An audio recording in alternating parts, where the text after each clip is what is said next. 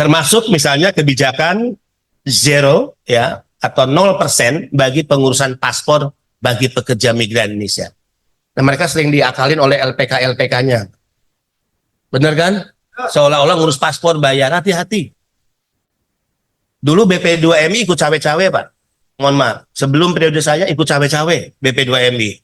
Jadi ternyata BP2MI itu mengurus approval CPMI untuk penerbitan paspor. Maka di era saya katakan, hentikan. Itu bukan kewenangan kita. Dan ternyata ada duitnya juga, Pak, dengan cawe-cawe itu. Satu paspor 200.000, satu paspor 250.000, bukan untuk imigrasi. BP2MI cawe-cawe untuk urusan pekerjaan yang bukan kewenangan. Maka stop dan itu kembali kepada kewenangannya, yaitu kewenangan teman-teman di imigrasi. Jadi tidak boleh lagi BP2MI mengeluarkan rekomendasi penerbitan paspor. Kemudian kita keluarkan credential letter. Credential letter ini surat kepercayaan negara. Nanti di googling adik-adik sekalian. Selama Republik ini berdiri 78 tahun, hanya satu orang yang bisa memegang tugas ke luar negeri credential letter. Pak Silmi nggak bisa, saya nggak bisa, anggota DPR RI nggak bisa, ya menteri nggak bisa, kepala daerah apalagi. Hanya duta besar. Dilantik di istana, duta besar oleh presiden, dia terbang, dia bawa credential letter, surat kepercayaan negara, diterima oleh pemerintah. Di negara dia bertugas diserahkan pada pemerintah setempat. Bedanya dikit-dikit lah. Itu ditangani oleh presiden, PMI ditangani oleh kepala BP2MI, sama mewakili negara. Kalian bawa ini, sudah ada di tangan semua yang akan terbang. Berikan ini kepada pemberi kerja, majikan kita. Dan tegas isi surat ini, menyatakan satu poinnya, bahwa kalian ini adalah orang-orang baik. Yang menyatakan kalian orang baik adalah negara. Kalian adalah bukan orang-orang yang direkrut diam-diam, ditampung diam-diam, diberangkatkan secara ilegal. Bukan. Kalian anak-anak bangsa terpilih yang mengikuti pelatihan, menjadi kompeten, ahli, terampil di sektor pekerjaan yang kalian pilih. Memiliki kemampuan berbahasa, mewakili negara untuk bertarung dalam merebut peluang kerja di luar negeri.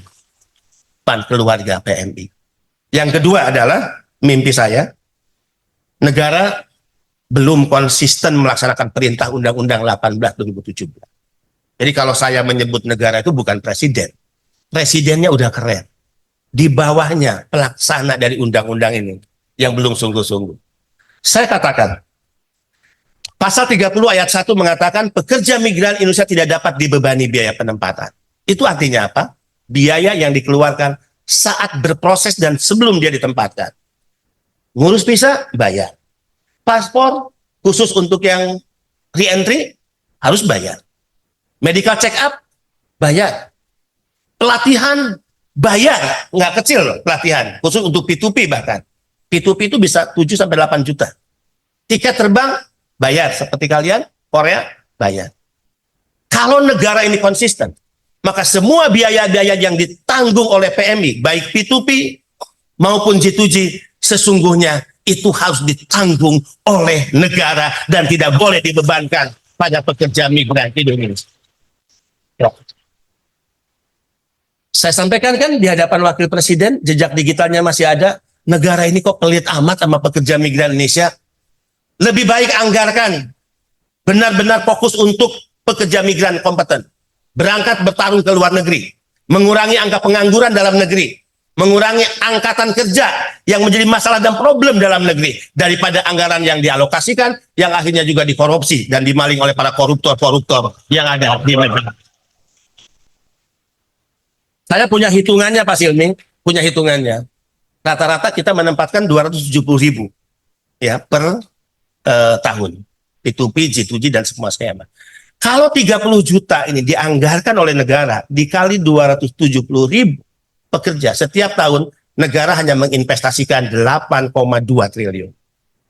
8,2 triliun adalah investasi kecil bagi negara. Karena apa? Karena PMI membantu negara per tahun 159,6 triliun, saudara.